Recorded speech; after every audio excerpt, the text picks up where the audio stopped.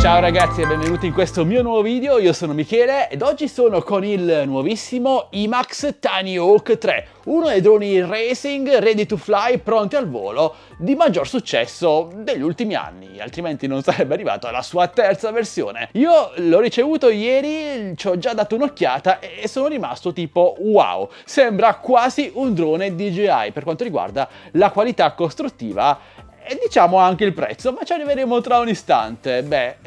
Sono super curioso, sicuramente lo sarete anche voi, quindi bando alle ciance, basta parlare, apriamolo e vediamolo subito insieme. Pochi fronzoli, l'IMAX Tiny Hawk 3 arriva senza confezione ma nella sua bellissima custodia, rigida, blu, la adoro, c'è anche la maniglia per trasportarla, è fatta molto bene, ma quello che ci interessa è ovviamente al suo interno. Ecco qui. Possiamo già notare una cura non indifferente per la qualità di questo packaging, di tutto quello che c'è qui dentro, e c'è davvero tanto da vedere insieme. Inizierei proprio dal drone, che forse è anche l'aspetto meno interessante di tutto ciò. Vabbè, liberiamolo e andiamolo a vedere.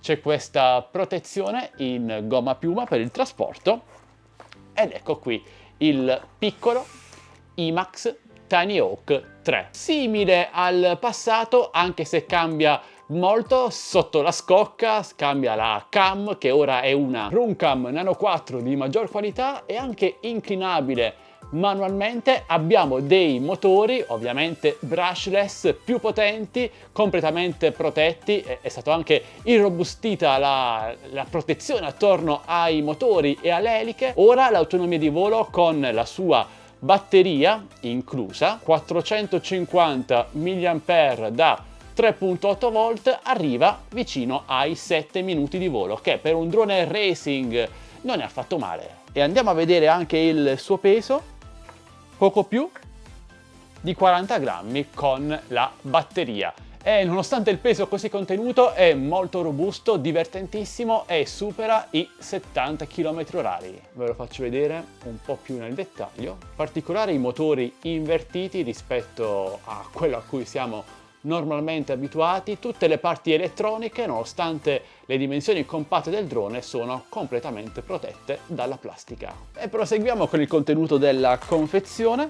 In questa bustina abbiamo i vari accessori, tra cui il caricabatterie comodissimo, possiamo caricare fino a 4 batterie contemporaneamente, è USB, quindi potete collegarlo anche ad una power bank volendo. Ci sono degli switch HV e LiPo, ci sono i LED di segnalazione quando la batteria è carica e quando sta caricando, molto ben fatto. Qui abbiamo le specifiche. Ci sono questi agganci che capirete tra un paio di minuti a cosa servono. Qualche vitarella di ricambio, il piccolo cacciavitino e 2 elastici per mantenere la batteria al drone, che sono comunque già incorporati qui nella parte inferiore, e infine un cavo USB micro USB per ricaricare il radiocomando e il visore FPV. 2 antenne per gli occhiali FPV, una chiave a brucola che ci servirà per qualche lavoretto di manutenzione sul drone, 4 eliche di ricambio, tra l'altro non ve l'ho detto, anche se si è visto, sono eliche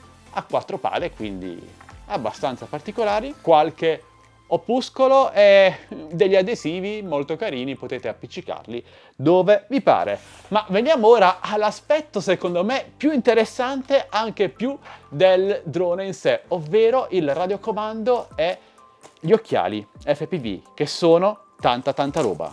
Vediamoli subito partendo proprio dal radiocomando.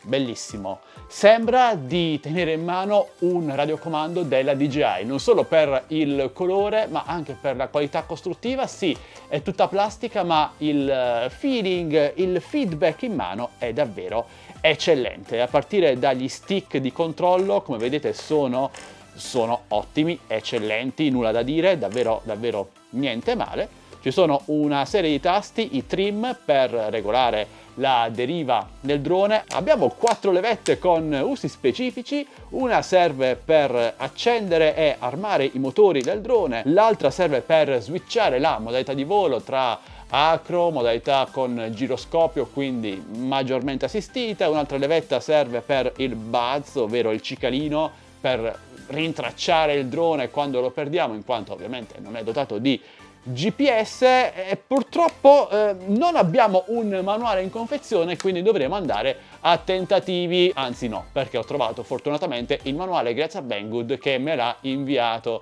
e ve lo lascio linkato qui sotto in descrizione video. Vi consiglio, se siete alle prime armi o se non siete delle cime con i droni racing come me, di stamparvi delle etichette e scrivervi a fianco alle levette quali sono le varie funzioni. Abbiamo il tasto di accensione, la batteria è integrata, ve lo faccio vedere tra un istante, 2 LED, uno di pairing, accoppiamento al drone, e l'altra ci indica quando la batteria è quasi scarica.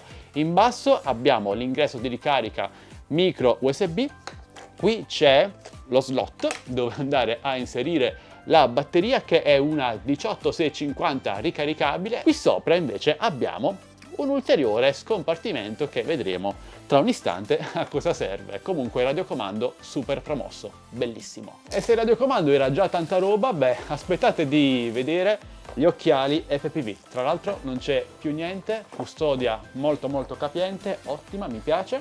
Purtroppo non abbiamo altre batterie, ma comunque ci sono tutte quelle che servono per iniziare subito a volare, e in questo caso le batterie di ricambio costano comunque pochi euro. Ecco qui il visore FPV dell'Imax Tiny Hawk. E cosa di così particolare, direte voi? Sembra un normalissimo visore FPV grigio, un po' in stile DJI, ma credetemi è molto più di quello che sembri ad una prima occhiata. Innanzitutto abbiamo un bel display HD, andiamo ad accenderlo tramite i tasti posti nella parte laterale. Ecco qui il tasto di accensione, anche qui abbiamo una batteria integrata ricaricabile tramite connettore micro USB, ci sono dei LED che ci indicano lo stato di carica residua, qui vanno montate poi le due antenne, semplicemente avvitandole. Ci sono dei tastini, uno per accendere e spegnere il visore, attivare il menu e switchare la frequenza, oltre a un ingresso micro SD e un tasto REC, e avrete sicuramente già intuito a cosa servono. Qui c'è il visore che, come vedete, ora è innevato in quanto il drone è spento, ma proviamo anche ad accenderlo. Perfetto, ecco qui la visuale. Tra l'altro possiamo anche scegliere la distanza tra i nostri occhi e il monitor, semplicemente andando ad allargare in questa maniera, ed è davvero molto comodo. Poi quando vogliamo richiuderlo premiamo e spingiamo. Bene, tutto qui? Beh no, in quanto la parte frontale è magnetica. Cosa significa?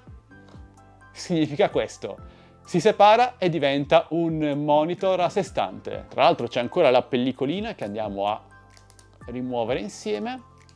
È un'idea, a mio parere, davvero geniale. Se non vogliamo volare in FPV con il visore perché magari ci fa male la testa o vogliamo semplicemente montare un display sul radiocomando o su un treppiede dedicato, possiamo farlo tranquillamente. Gli accessori che vi ho mostrato prima, che ora devo andare a recuperare, si attaccano in questa maniera. Uno si avvita sotto al display e l'altro si inserisce semplicemente nella feritoia in cima al radiocomando che vi ho mostrato un istante fa. Spingiamo, ecco fatto. Ora abbiamo un bellissimo radiocomando con tanto di display nella parte superiore. Secondo me è una figata. E in caso vi steste ancora chiedendo a cosa serve il tasto REC sul radiocomando, beh, ve lo mostro subito.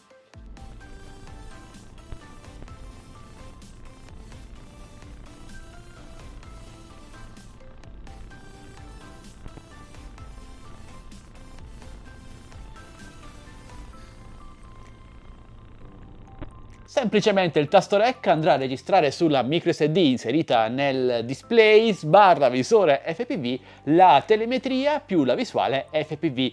Ovviamente non è una qualità elevatissima, ma va benissimo per monitorare le nostre prestazioni, per cercare di capire cosa va e cosa non va, e magari anche per condividere il video a qualche nostro amico. Solitamente per effettuare queste registrazioni servono sempre degli apparecchi, delle apparecchiature esterne, invece qui è tutto integrato nel bel display, che secondo me è la parte più geniale di tutto questo. Ok, il drone è fantastico, ma lo andremo a provare in volo tra qualche giorno, appena a Bari smette di diluviare, ma il radiocomando e il display e il visore FPV secondo me sono tanta roba, sembra davvero qualità DJI.